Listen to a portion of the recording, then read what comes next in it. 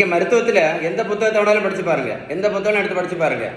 அவங்க சொல்லக்கூடியது sugar, pressure, கெட்ட கொலஸ்ட்ரால், உடல் பருமன், இந்த நாலுக்குமே ஒரே ஒரு காரணம் தான். ரெண்டு காரணம்லாம் கிடையாது, ஒரே ஒரு காரணம். அது என்ன தெரியுமா உங்களுக்கு?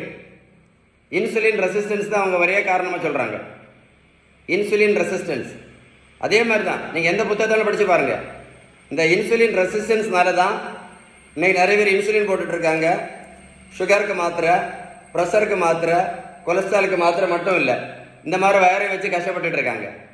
இந்த இன்சுலின் ரெசிஸ்டன்ஸை சரி பண்ணுறதுக்கு எல்லா மருத்துவ புத்தகத்திலையும் அவங்க சொல்லக்கூடியது முதல் முக்கியமானது என்ன தெரியுமா? முதல் முக்கியமானது எதுன்னா பேலன்ஸ் டயட்டு தான். பேலன்ஸ் டயட்டு தான் முக்கியமானது.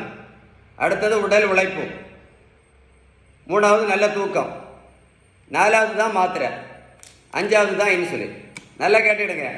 நீங்கள் பேலன்ஸ் டயட் கரெக்டாக ஃபாலோ பண்ணலை அப்படின்னா முதல்ல 2 மாத்திரை, அப்புறம் 4 மாத்திரை ஆகும், அப்புறம் 8 மாத்திரை ஆகும், அப்புறம் வாழ்க்கை முழுவதும் மாத்திரை இன்சுலின் போட்டுகிட்டே இருக்க வேண்டியது, வேறு வழியே கிடையாது. ஸோ அவ்வளோ பவர்ஃபுல் பேலன்ஸ் டயட். அதை நான் திரும்ப திரும்ப சொல்லிகிட்டே இருக்கேன். நீங்கள் பேலன்ஸ் டயட் கரெக்டாக ஃபாலோ பண்ணால் மட்டும்தான் இந்த இன்சுலின் ரெசிஸ்ட் சரியாகும். இது சரியாச்சுன்னு வைங்களேன், இது சரியாச்சுன்னு வைங்களேன், இன்னும் 50 வருஷம், ஒரு வருஷம் இல்லை, இன்னும் 50 வருஷம் மாத்திரை இல்லாமல் இன்சுலின் இல்லாமல் ஜாலியாக இருக்கலாம். புரிஞ்சுதா இல்லையா? நான் சொன்ன இன்ஃபர்மேஷன் உங்களுக்கு உண்மையில் யூஸ்ஃபுல்லாக இருந்தால் கமெண்ட்ஸில் OES டைப் பண்ண மறந்துடாதுங்க. இந்த வீடியோ லைக் பண்ணி ஷேர் பண்ணிங்க அப்படின்னா